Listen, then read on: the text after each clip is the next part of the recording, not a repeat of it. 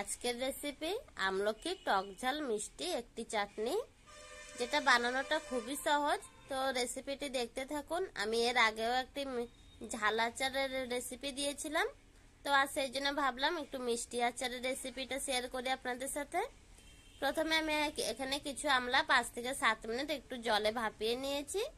তারপরে জল খুব সুন্দরভাবে ভাপানো হয়ে গিয়েছে, আর এভাবে একটা চামচ দিয়ে প্রেস করলেই দেখবেন যে সবকটা ছাড়িয়ে যাচ্ছে আমলকি।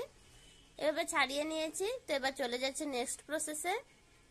রেসিপিটি দেখতে থাকুন, খুবই ভালো লাগে কিন্তু খেতে আমলকির এই চাটনিটি। দিয়ে দিচ্ছি একটু মেথি, 5 ফোড়ন, আর দিয়ে দিচ্ছি একটা কাঁচা লঙ্কা ও শুকনো লঙ্কা কেটে নিয়েছি ছোট ছোট করে। এবার আমলকিগুলো দিয়ে দিয়েছি। এবার দিয়ে দিচ্ছি এক এক করে মশলা। আমি এখানে দিয়ে দিচ্ছি হলুদ, লবণ, একটু লঙ্কার গুঁড়ো ও ধনের গুঁড়ো দিয়েছি।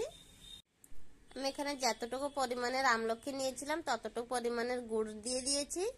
রেসিপিটি কিন্তু গুড় দিয়ে বানালে খুবই ভালো লাগে, তবে গুড়ের পরিমাণটা একটু কম বেশি করে নিতে পারেন। দিয়ে দিচ্ছি এখানে কিছু কিশমিশ।